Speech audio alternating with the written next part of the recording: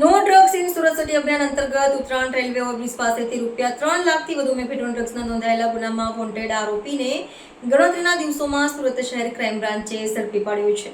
Police કમિશનરે સુરત શહેર વિસ્તારમાં યુવાધન નશાના રવાડે ચડતું અટકાવવા તેમજ સુરત શહેરમાંથી નશાયુક્ત માદક પદાર્થનું વેચાણ નેષ્ટ નાબૂદ કરવાના no drugs in Surat city અભિયાન અંતર્ગત ગેરકાયદેસર માદક પદાર્થોની સપ્લાય કરતા ડ્રગ્સ માફિયાઓ તેમની ગેંગને તેમજ નાસ્તા ફરતા આરોપીઓને પકડી પાડવા અંગે સૂચના આપી હતી. આ દરમિયાન ક્રાઇમ બ્રાન્ચની ટીમના પોલીસ માણસોને મળેલી બાતમીના હકીકતના આધારે અમરોલી ઉત્તરાયણ રેલવે ઓવરબ્રિજની નીચે આવેલ ગરનાળા પાસે આવેલ હેપ્પી ક્રિકેટ ગ્રાઉન્ડની સામે જાહેર રોડ ઉપરથી સ્કોડા ફોરવ્હીલ ગાડીમાંથી પ્રતિબંધિત મેફ્ટ્રોન ડ્રગ્સ લઈ આવનાર મિત રામજીભાઈ કરિયાવરા, કેતનભાઈ મનસુખભાઈ પટેલને પકડી પાડી તેઓ પાસેથી ગેરકાયદેસર પ્રતિબંધિત મેફેડ્રોન ડ્રગ્સનો જથ્થો કુલ વજન 30.150 ગ્રામ, કિંમત ₹3,01,500 તથા અન્ય મુદ્દામાલ મળી કુલ કિંમત ₹9,15,100ની મત્તાનો મુદ્દામાલ કબજે કર્યો.